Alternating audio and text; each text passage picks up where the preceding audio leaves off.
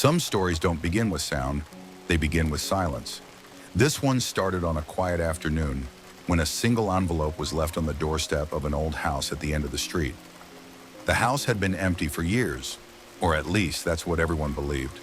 The envelope was simple, no return address, no familiar stamps, only a name written slowly and carefully, to the person I loved most. Inside that house once lived a man named Thomas. Thomas was not famous, he was not rich, he was not remembered by many, but he had loved deeply, and sometimes that is enough. Thomas met her when they were young. Her name was Emily. They met on a rainy day, under a bus stop roof that barely protected them from the storm. Both were late, both were frustrated, both were strangers, until Thomas offered her half of his umbrella and said something awkward that made her laugh. That laugh stayed with him for the rest of his life. They talked about simple things, music, books, dreams that felt too big to say out loud. They didn't make promises, they didn't plan the future. They just kept meeting again and again until coincidence became routine and routine became love. But life rarely asks if we are ready. Emily had dreams that reached far beyond that small town. Opportunities came, big ones. Thomas had roots, responsibilities, a fear of leaving what he knew. They loved each other, but they wanted different lives. One night, sitting across from each other, they made the hardest decision of all, to let go. There was no fight, no anger, only tears neither of them tried to hide.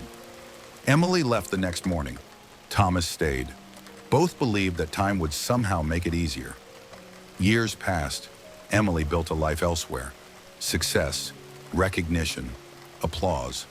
But some nights, in quiet hotel rooms, she thought of a man with kind eyes and a broken umbrella and wondered what might have been.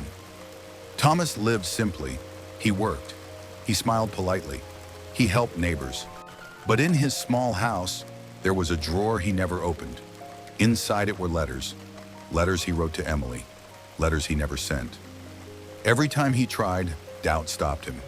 What if she was happy? What if he disturbed her life? So the letters stayed, waiting. As Thomas grew older, his world became smaller. Fewer friends, slower steps, longer nights. But his love never faded. It became quiet, patient. Then one winter, Thomas became very sick. The doctor spoke gently, but the meaning was clear. Time was no longer generous. That night, Thomas opened the drawer.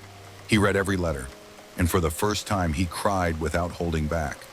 Then he wrote one final letter, not to ask for anything, not to change the past, only to tell the truth he had carried for years. Weeks later, Thomas passed away peacefully. The house was closed, the letters forgotten, or so it seemed. Years after Thomas was gone, the house was sold and renovated. During the process, someone found an envelope hidden behind a loose wooden board, still sealed, still waiting. That envelope traveled across cities and countries until one day Emily received it. She was older now, wiser, still carrying quiet regrets. She recognized the handwriting instantly. Her hands trembled. She sat down and opened it. The letter was short, but every word was heavy. I don't know where you are when you read this. I don't even know if you will. I just want you to know something simple. Loving you was the best thing I ever did. I don't regret letting you go, because loving someone sometimes means not holding them back. I hope your life was everything you dreamed of. And if you ever thought of me, even for a moment, know that I was thinking of you every day. Thomas. Emily didn't cry right away. She smiled. A sad, beautiful smile. Then the tears came. Not because it was over, but because it had been real. That night, Emily walked outside and stood in the rain. And for the first time in years, she felt at peace. Some loves don't end. They just wait, silently.